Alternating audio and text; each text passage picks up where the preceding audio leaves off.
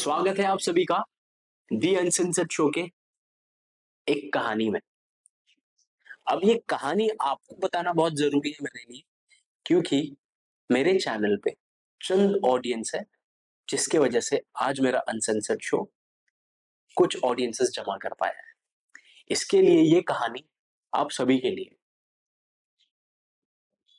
Back in 2024 ना, मुझे podcast बनाना था, लेकिन कैसे करूंगा, कब करूंगा, इसका कोई आइडिया नहीं था। मैं बनाता जरूर, लेकिन थोड़ा समय लेता। मेरे पास टीम होती, प्रॉपर मेरे पास इक्विपमेंट्स होते, तब मैं पॉडकास्ट बनाने का प्लान कर रहा था। लेकिन वो कहते हैं ना कि भगवान ने चाहा तो काल करे सो आज कर, आज करे सो अब। तो बस मुझे कृणाल जी, एक मेरे म्यूचुअल फ्रेंड के थ्रू मुझे मिले। उन्होंने मेरा पहला गेस्ट मुझे लाके दिया, प्रकृति गोस्वामी जी। और प्रकृति गोस्वामी जी के साथ पॉडकास्ट करते हुए मैंने उनसे उनकी क्वालिफिकेशंस पूछी। तो पता चला कि जितने हमारे स्कूल में सब्जेक्ट्स नहीं होते थे, उतनी ज्यादा उनके पास क्वालिफिकेशंस है।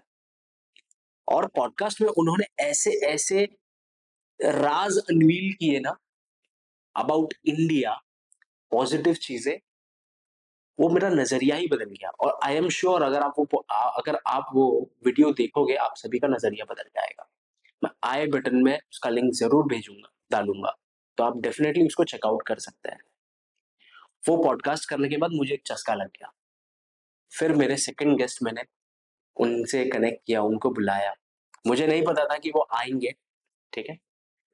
The one and only my beloved brother advocate Ashutosh Dubey, जिन्होंने पालघर में मॉब लिंचिंग की जो हत्या थी साधुओं की, उसमें उनका एक बहुत बड़ा रोल प्ले किया था।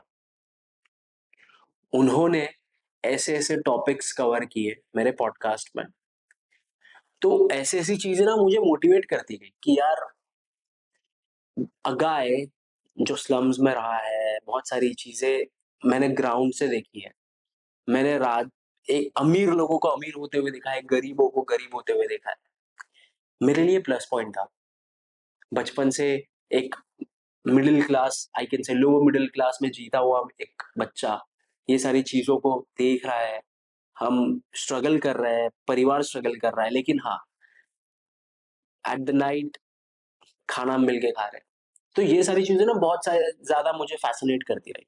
एडवोकेट आशुतोष दुबे के साथ जब मैंने लॉ के बारे में उनके साथ एक पॉडकास्ट किया, उन वो पॉडकास्ट में उन्होंने ऐसी ऐसी चीजें बताई कि इंडियन कॉन्स्टिट्यूशन में क्या बेसिक राइट्स एक ह्यूमन राइट्स होने चाहिए, उस पर हमने बात की। वो पॉडकास्ट किया, उसके बाद मुझे और मजा आने लग गया। फिर मैंने एक और आशुतोष के साथ पॉडकास्ट किया, आशुतोष झा। वो पॉडकास्ट देखने के बाद मैं यकीन से कह सकता हूं, अब आपके देश से अगर प्रेम करते हो, आप ऑफ कोर्स करते रहोगे।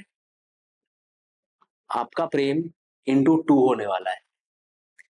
उस पॉडकास्ट में मैं मेरा एक इम्पोर्टेंट एक टॉपिक था छत्रपति संभाजी महाराज के ऊपर। मैंने स्टार्ट ही उस चीज से की थी, वो स्टार्ट ही मैंने उस टॉपिक पे किया था। मैं आप सभी को बताना चाहता हूँ, छत्रपति संभाजी महाराज एक ऐसा वाइटल रोल भारत में प्ले कर सकते थे और प्ले करते हैं। वो पॉडकास्ट आप जरूर देखना।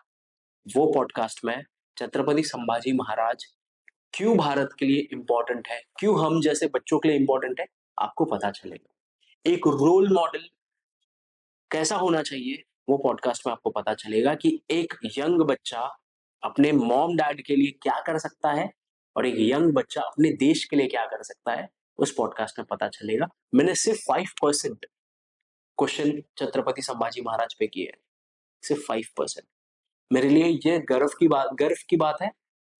मेरे को मुझे छत्रपति संभाजी महाराज की लाइवलीहुड कह सकता हूँ, उनकी जीवन आयु भले ही कम रही हो, लेकिन उन्होंने ऐसी जिंदगी जी है कि कोई राजा सोच भी नहीं सकता।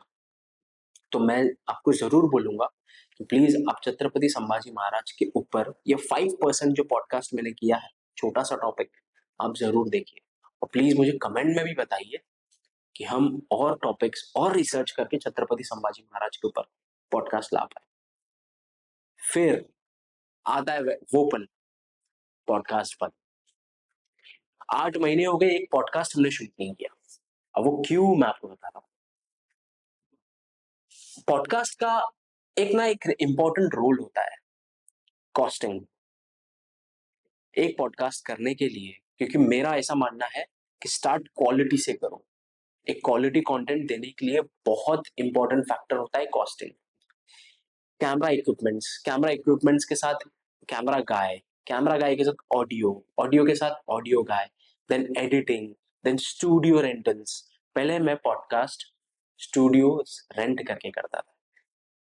अब after 8 months, I know videos नहीं गए, आफ्टर 8 मंथ्स मैंने खुद का स्टूडियो ले लिया है। तो आगे से अब जो भी आप वीडियोस देखोगे वो मेरे स्टूडियो के होंगे।